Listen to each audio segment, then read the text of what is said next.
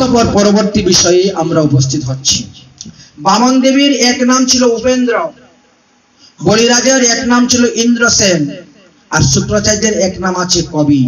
এইভাবে তিনজনের তিন নামের কথা জানা যায়। অতঃপর আমরা এখন প্রবেশ করব মৎস্য অবতার। যদিও মৎস্য অবতারটি ষষ্ঠ মন্বন্তরের শেষে হয়েছিল, কিন্তু কথা প্রসঙ্গ আলোচনা করতে করতে আমরা ষষ্ঠ থেকে লাভ দিয়ে সপ্তমে চলে আসি। মধ্যখানে মৎস্য অবতারের কথা আলোচনা হয় নাই। সুখদেবজি বললেন, হে মহারাজ পরীক্ষিত, ষষ্ঠ মন্বন্তরের অবসান, সপ্তম মন্বন্তরের আরম্ভ, এই দুই মন্বন্তরের মধ্যকালে না একটা খণ্ড প্রলয় হয়েছিল। একটা প্রলয় হয়েছিল। সেই প্রলয়টির কারণ কি ছিল জানেন? কারণ ব্রহ্মার যখন সন্ধ্যা হয় তখন তিনি কি করেন? একটু আরাম করেন, একটু ঘুমাতে যান। আর যখনই তিনি ঘুমাতে গিয়েছেন ষষ্ঠ মন্বন্তরের শেষে, আর তখনই তিনার মুখ থেকে বেদ বেরিয়ে গেছে, 4 বেদ। মুখ থেকে 4 বেদ বেরিয়েছে। আর ওই সময়ে হয়গ্রীব নামক এক মহাভয়ঙ্কর অসুর, সে ওই বেদ গুলাকে চুরি করে নিয়ে গিয়ে ওই জলের নিচে ঢুকে বসে আছে। অর্থাৎ এই বেদ গুলাকে উদ্ধার করার জন্য ভগবানকে তখন মৎস্য অবতার ধারণ করতে হয়েছিল। কিন্তু অবতারটা তো ভগবান সবাইকে সবসময় দেখান না। সেই রকম বিশেষ বিশেষ ভক্ত যারা, তাদেরই কিন্তু ভগবান কৃপা করেন। অনুগ্রহায় ভূতানাং বৎসে রূপং জলৌ কৌশাম। ভক্তদেরকে অনুগ্রহ করার জন্য, কৃপা করার জন্য ভগবান নানা রকমের লীলা করে থাকেন। এই জন্য এটা ভগবানের একটা লীলা অবতার। তা কাকে এই লীলাটা দেখিয়েছিলেন? বলে সেই সময়ে সত্যব্রত নামে একজন রাজা ছিলেন। পরবর্তী সময়ে তিনি সত্যব্রত মুনি হয়েছেন। কৃতমাল নামক একখানা নদী ছিল। সেই কৃতমাল নদীর তীরে বসে তিনি তপস্যা করতেন। মানে বৃদ্ধকালে রাজ্য ত্যাগ করে দিয়ে তিনি গিয়ে ভজন করতেন। তো ভজন করছেন। এবার দেখতে দেখতে কি হয়েছে, ওই যে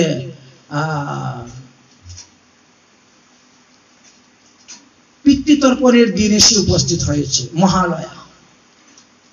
যারা গৃহস্থ ভক্ত আছেন, গৃহস্থ বৈষ্ণব আছেন, যাদের মাতা পিতা মারা গিয়েছেন, তাদের জন্য 15 দিন পিতৃপক্ষ দিন থাকে। এই 15 দিনে মাতা পিতার উদ্দেশ্যে জল তর্পণ করতে হয়। যদি 15 দিনের মধ্যে একদিনের সময় না পান, অন্তত মহালয়ার দিন করতে হবে, এটা নিয়ম। এই জন্য উনি পিতৃতর্পণ করার জন্য সেই নদীতে জল হাতে নিয়েছেন, কৃতমাল নামক নদী। জল নিয়েছেন, নিয়ে বলবেন ইদম গঙ্গা জলম বা মন্ত্র বলে তিনি পিতৃপুরুষের উদ্দেশ্যে তর্পণ করবেন। এমন সময় কি দেখেন, হাতের মধ্যে একটা পুঁটি মাছ উঠে গেছে জলের সঙ্গে। এই জলের দিয়ে তর্পণ করা যাবে না, জলটা ফেলে দিতে চেয়েছেন। তখন পুঁটি মাছটা বলতেছে, মহারাজ আমি আপনার শরণাপন্ন, আপনার হাতের মধ্যে উঠেছি, আমি শরণাপন্ন আপনার কাছে, আপনি আমাকে রক্ষা করুন, আপনি আমাকে কৃতমাল জলে নদীর মধ্যে ফেলবেন না, কারণ এই নদীতে বড় বড় মাছ আছে। আর মাছেরা কি করে, একটা মাছ আরেকটা মাছকে খেয়ে বেঁচে থাকে। জীবৈষ্য জীবনাম, একটা প্রাণী আর একটা প্রাণীকে খেয়ে বেঁচে থাকে, জীবৈষ্য জীবনাম। অর্থাৎ আপনি আমাকে ফেলবেন না, আমি আপনার হস্তে শরণাপন্ন হয়েছি, আপনি রাজা। শরণাপন্ন ব্যক্তিকে পরিত্যাগ করতে নাই, এতে অপরাধ হয়, পাপ হয়। আর এখন তো আপনি একজন মুনি, তপস্যা করতেছেন, এই ক্ষেত্রেও আপনার উচিত নয় শরণাপন্নকে ত্যাগ করা। মুনি তখন কি করলেন, তিনি নিজের কমণ্ডলুর মধ্যে রেখে দিলেন মাছটাকে কমণ্ডলুর মধ্যে রেখে দিয়েছেন। রেখে তিনি তিনার তপস্যা করতে শুরু করেছেন। আচ্ছা, এতে কি কমণ্ডলু অপবিত্র হয়ে গেছে? না, কারণ জীবিত অবস্থায় কি করে মাছ? জীবিত অবস্থায় মাছ জলকে শোধন করে। জলের মধ্যে যত ময়লা আছে, নোংরা আছে, সব খেয়ে জলটাকে পরিষ্কার করে দেয়। এই কারণে সে মৃত্যুর পরই পবিত্র হয়। যেমন আমরা একটা মানুষকে ধরলে পরে আমরা স্নান করি না, কিন্তু মানুষ মারা যাওয়ার পরে যদি তাকে স্পর্শ করা হয় তাহলে আমরা স্নান করব। একজন মৃত ব্যক্তিকে স্পর্শ করলে আপনার 3 দিন অফিস থাকে। বিগ্রহ সেবার আপনার অধিকার নাই।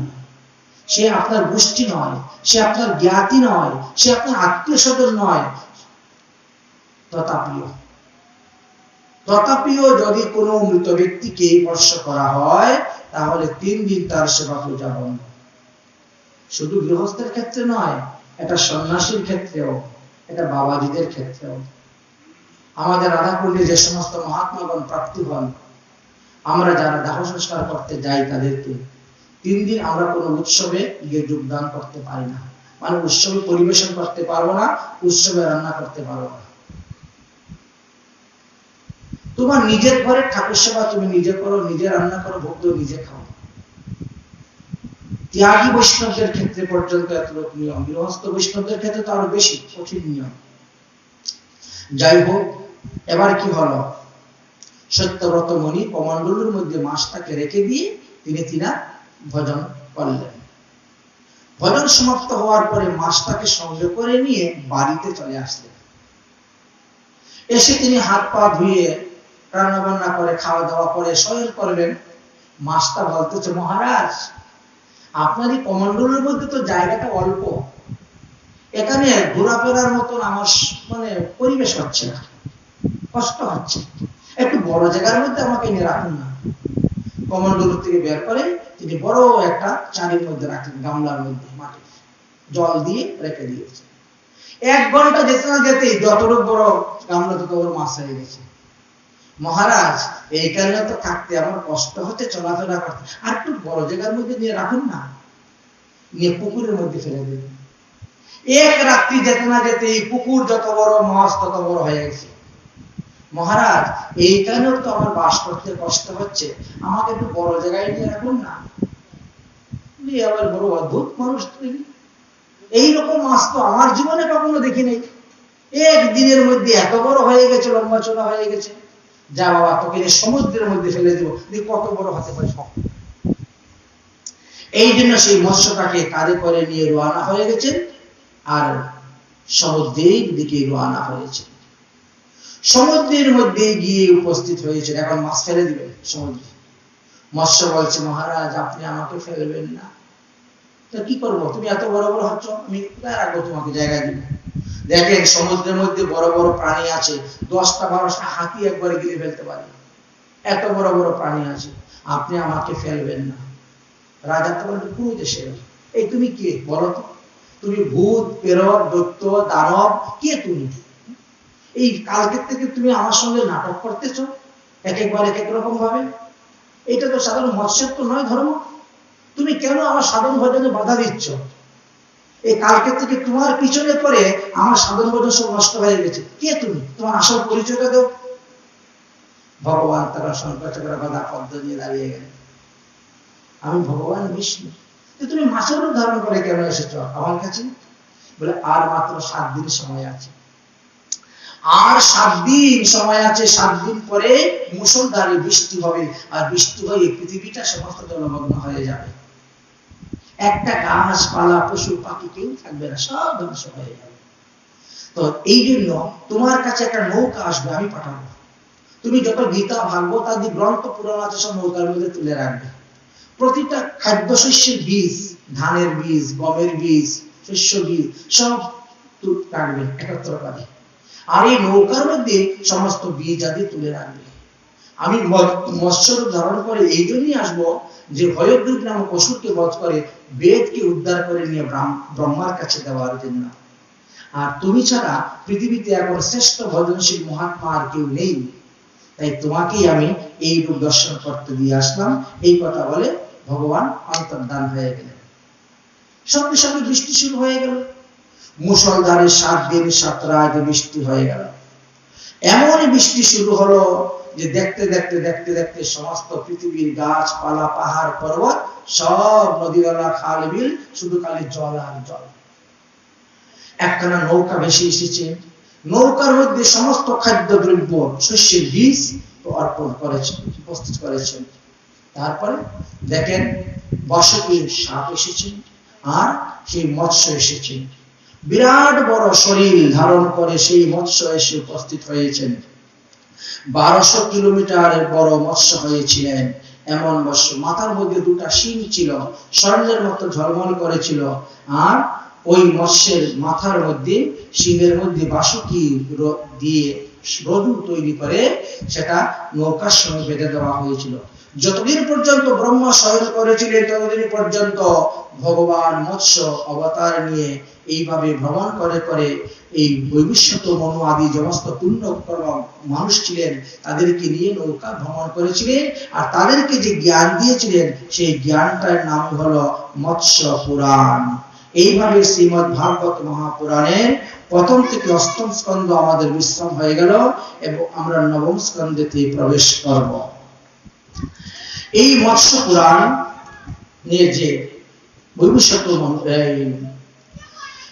সত্যব্রত মনু, এই সত্যব্রত মনুই এই সপ্তম মন্বন্তরে এসে বৈবস্বত নামক সূর্যের পুত্র শ্রাদ্ধদেব বা বৈবস্বত মনুরূপী তিনি জন্মগ্রহণ করেছিলেন। জন্মগ্রহণ করার পর তিনি বিবাহ করলেন এবং তিনার 10টি সন্তান উৎপন্ন হয়েছিল। সেই 10টি সন্তানের নাম এখানে বলছেন: ইক্ষ্বাকু, নভগ, ধৃষ্ট, স্বরজাতি, নারায়ণশঙ্কু, কবি, দৃশ্যা, পরুষ, ঋষভ, নৃগ। এই 10টি, এখান থেকে সূর্যবংশের আরম্ভ। আমরা আগে সূর্যবংশের কথা আস্বাদন করব, তারপরে আমরা চন্দ্রবংশের কথা আস্বাদন করব। কারণ সূর্য হলেন বুদ্ধির অধিষ্ঠাত্রী দেবতা। বুদ্ধি যদি আমরা ঠিক না করি তাহলে আমাদের মন ঠিক হবে না। মনের অধিষ্ঠাত্রী দেবতা হলেন চন্দ্র। এই জন্য এই সূর্যবংশের কথা প্রথমে আরম্ভ করলেন। এই বৈবস্বত মনু প্রথম জীবনে কিন্তু নিঃসন্তান ছিলেন, কোন সন্তান ছিল না। পরে ইনার 10টা সন্তান হয়েছে, যাদের নাম বলেছি। প্রথম জীবনে যখন নিঃসন্তান ছিলেন তখন তিনি গুরু বৈশিষ্ট্যের সঙ্গে আলোচনা করলেন যে কিভাবে সন্তান লাভ করা যায়। গুরু বৈশিষ্ট্য বলেন, মিত্র বরুণ দেবের যজ্ঞ করো, তাহলে তুমি পুত্র সন্তান লাভ করতে পারবে। মিত্র বরুণ দেবের যজ্ঞ করা শুরু হয়ে গেল। এখন রানী এসে বলছেন, গুরুদেব আমার জন্য একটা কন্যা সন্তান হয়। এখন গুরুদেব কার কথা শুনবেন? রাজা বলছে পুত্রেষ্টি যজ্ঞ করো পুত্র হওয়ার জন্য, রানী বলছে কন্যা সন্তান যাতে হয় সেই রকম ব্যবস্থা।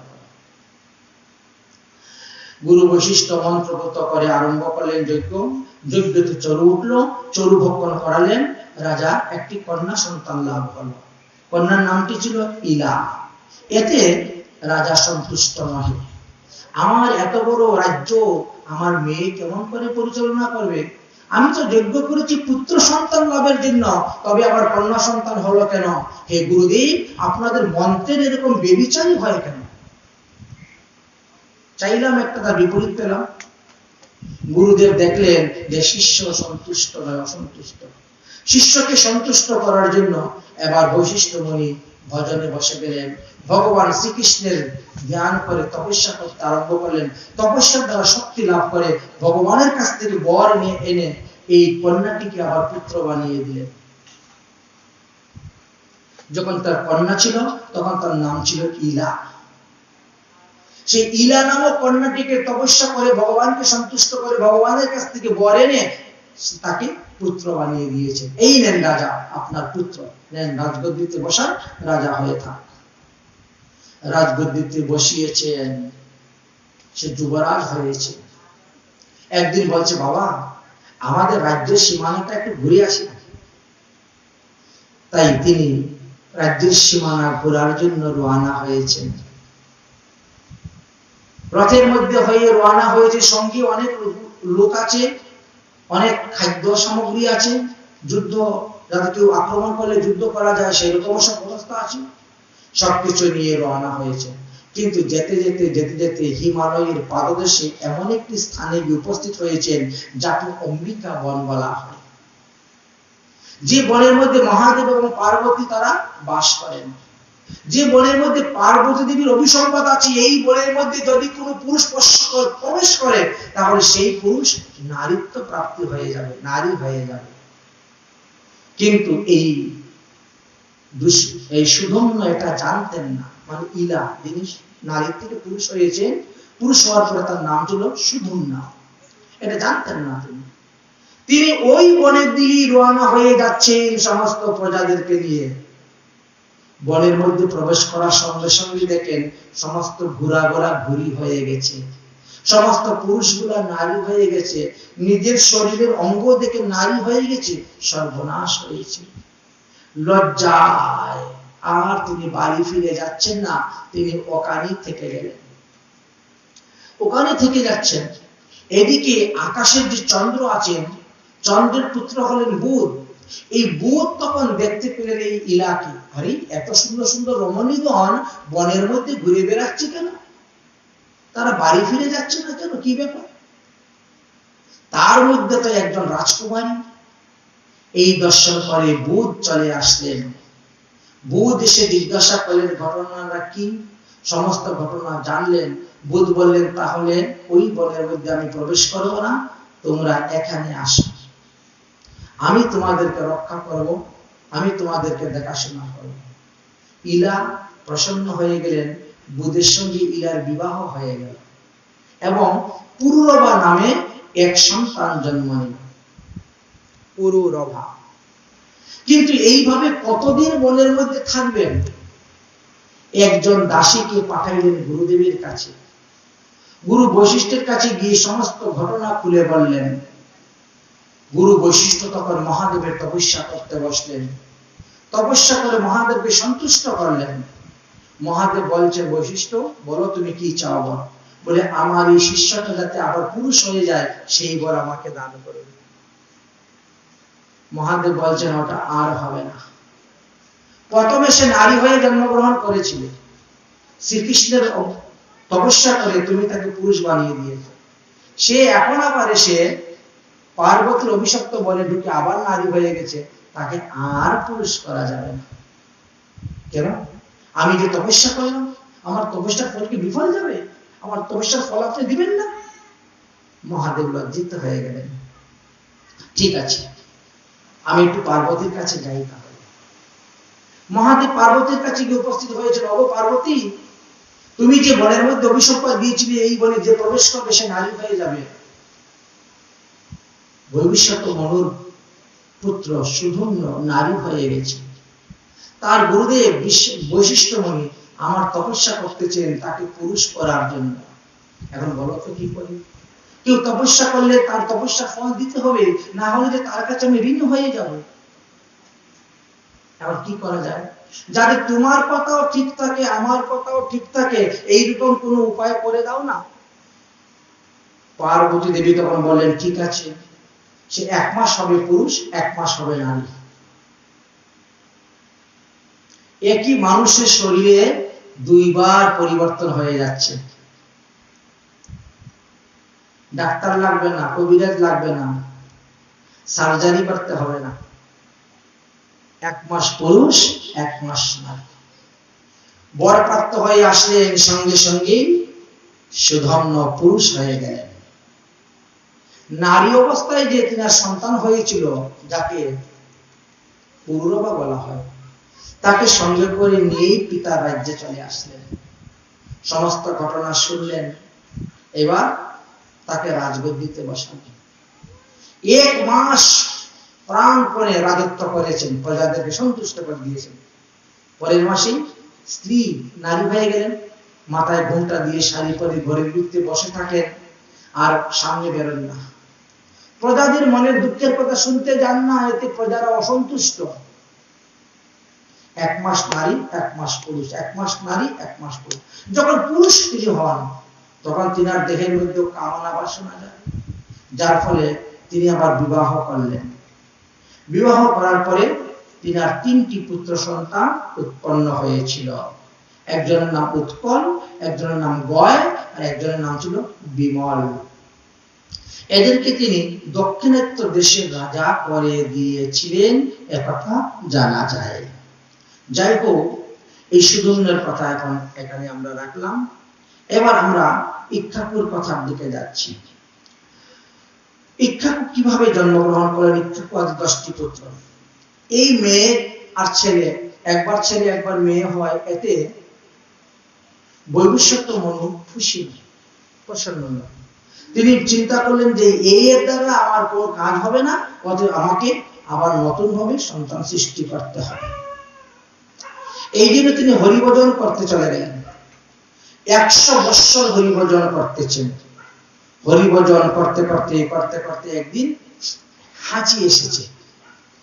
এমন জোরে হাঁচি এসেছে যে বীর্য ঊর্ধ্বরেখা হয়ে নাকে দিয়ে বেরিয়ে পড়ে গেছে। তার থেকে একটি পুত্র সন্তান উৎপন্ন হয়েছে। পুত্রের নাম রাখলেন ইক্ষ্বাকু। জানা যায় যে ইক্ষ্বাকুর আরো একটি নাম ছিল। তো তিনি গিয়েছিলেন হরিণ শিকার করতে এবং জলপিপাসায় কাতর হয়ে তিনি মারা যাবেন, এমন অবস্থা হয়েছিল। মনি ঋষিরা তাকে ইক্ষ্বাকুর রস পান করিয়ে বাঁচিয়েছিলেন, সেই থেকে তার নাম ইক্ষ্বাকু হয়েছিল। এই কথা আমরা জানতে পারি। ইক্ষ্বাকুর আসল নাম ছিল ঋষভ। ইক্ষ্বাকুর রস পান করিয়ে তাকে বাঁচিয়েছিলেন বলে তার নাম ইক্ষ্বাকু হয়েছিল। এই ইক্ষ্বাকুর 100টা পুত্র ছিল। 100টা পুত্রের মধ্যে বিকুক্ষী ছিলেন সবথেকে বড়। বিকুক্ষী, নিমি, দণ্ড এরা জ্যেষ্ঠ ছিল। তাদের 25 জন আর্যাবর্ত দেশের পূর্ব ভাগে রাজত্ব করেছিলেন, 25 জন পশ্চিম ভাগে রাজত্ব করেছিলেন, আর বাকি 47 জন তারা দক্ষিণ আর উত্তর রাজত্ব করেছিলেন। 3 জন নিজের পিতার রাজ্যে ছিলেন, যে 3 জনের নাম বলা হলো বিকুক্ষী, নিমি আর দত্তক। এই হলো 100 পুত্র। 100 পুত্রের মধ্যে যে বিকুক্ষীকে বললেন যে আমি এবার অশুকাশ শ্রাদ্ধ উপলক্ষে আমি একটু পিতৃকার্য করব। আমাদের শ্রাদ্ধ অনেক প্রকার আছে, শাকাষ্টক শ্রাদ্ধ, অশুকাষ্টক শ্রাদ্ধ, পৃষ্ঠাষ্টক শ্রাদ্ধ, এইভাবে বহু শ্রাদ্ধের নাম আছে। তো অশুকাষ্টক শ্রাদ্ধটাকে কি করতে হয়? ওটা মাংস দিয়ে শ্রাদ্ধ করতে হয়।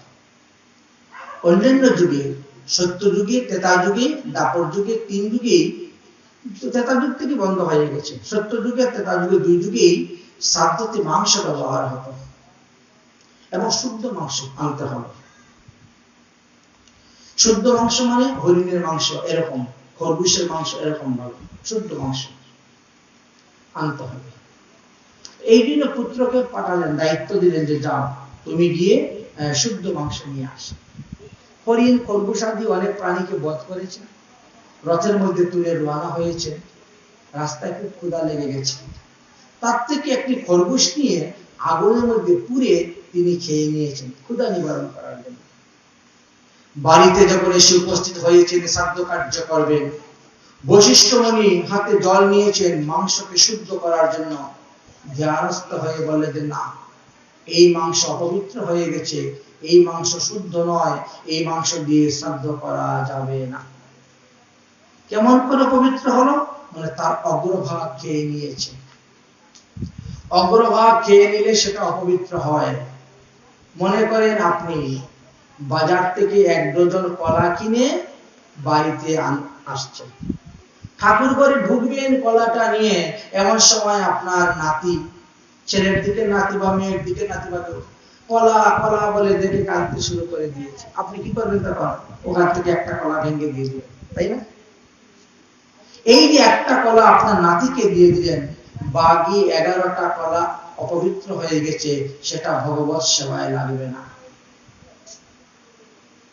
এটা অগ্রভাগ ছেলেকে, নাতিকে দেওয়া হয়েছে, অতএব বাকি 11টা নাতি উচিষ্ট হয়ে গেছে। এটাকে আর ভগবত সেবায় লাগানো যাবে না, লাগালে অপরাধ হবে। বশিষ্ঠ মুনি বলছেন, এই মাংস পবিত্র হয়ে গেছে, উচিষ্ট হয়ে গেছে, এই মাংস শ্রাদ্ধ কার্যে ব্যবহার করা যাবে না। তাহলে আজ থেকে শ্রাদ্ধ কার্যে মাংস ব্যবহার করা বন্ধ। এই জন্য আমাদের কলিযুগে একেবারেই শ্রাদ্ধতে মাংস ব্যবহার করা বন্ধ হয়ে গেছে। এই খরগোশ ভক্ষণ করার কারণে তিনাকে শোষক রাজা বলা হতো। এই মনোদুঃখে পিতা তখন এই পুত্রকে ত্যাগ করে দেন, যা তুই আমার রাজ্য থেকে বেরিয়ে যা। ভিক্ষুকটিকে পিতা ত্যাগ করে দিয়েছিলেন। পিতার মৃত্যুর পরে ভিক্ষুকটি আবার বাড়িতে ফিরে এসেছিলেন এবং রাজগদ্দিতে বসেছিলেন, রাজা হয়েছিলেন।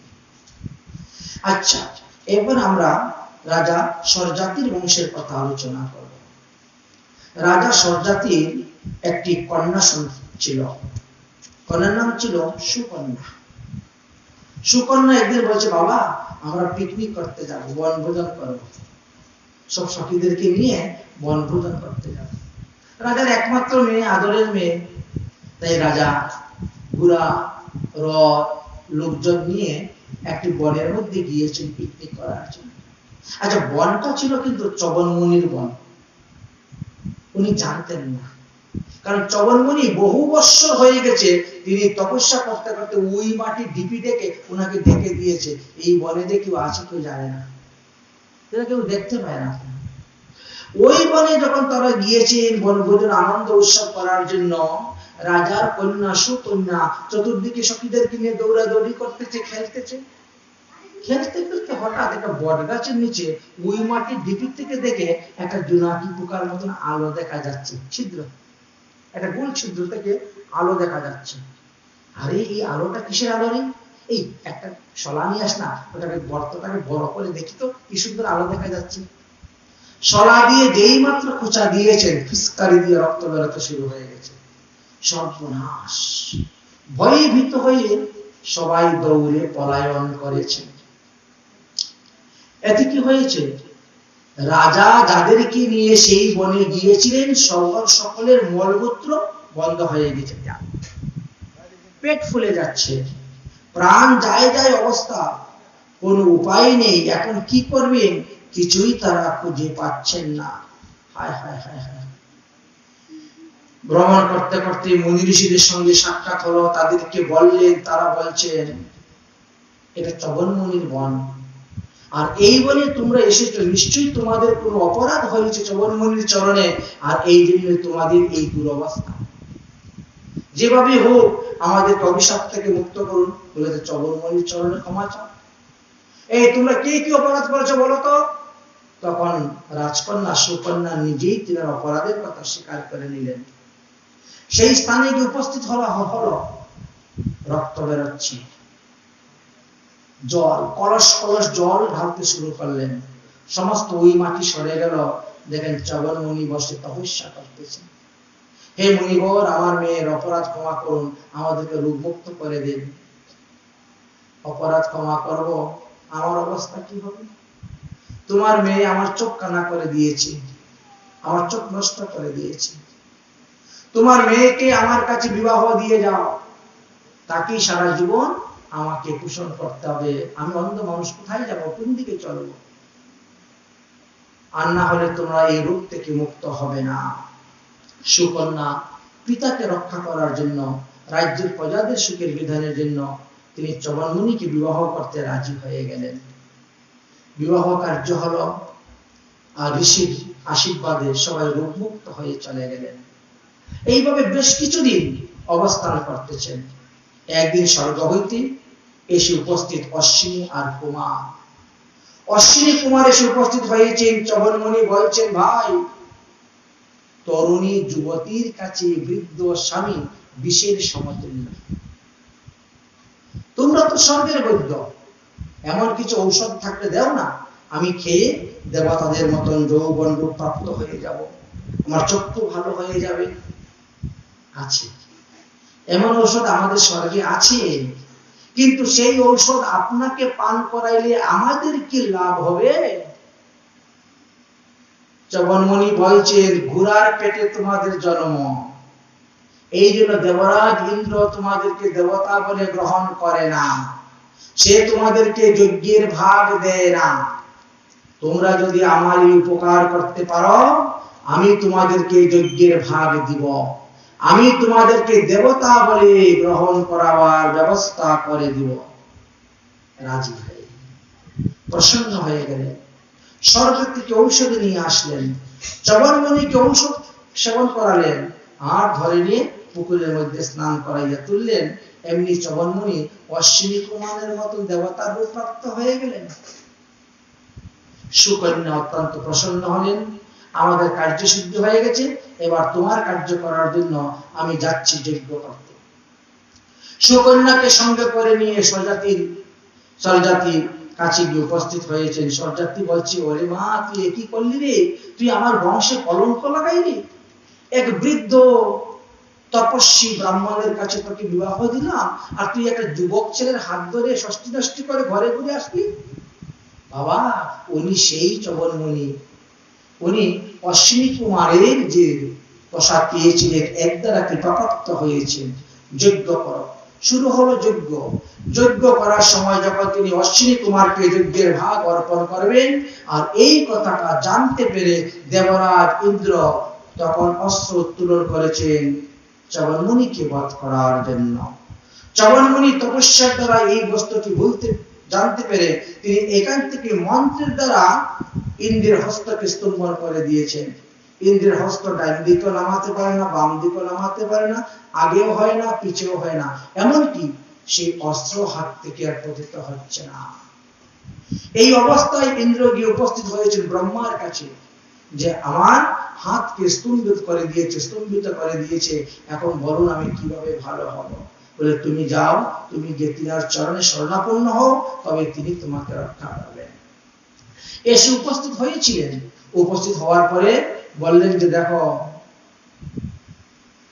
তুমি অশ্বিনী কুমারকে দেবতা বলে গ্রহণ করো, তবেই গিয়ে আমি তোমার স্তম্ভন বিন্দা থেকে তোমাকে মুক্তিদান দিব।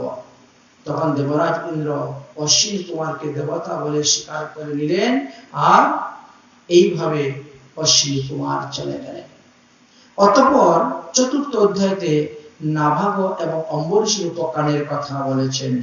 নাভাগো নবজ্ঞাপত্যং জমততো ভ্রাতায়াম করিষ্যং যস্মিনং বাজ্যস্তং নাদং ব্রহ্মচারিণম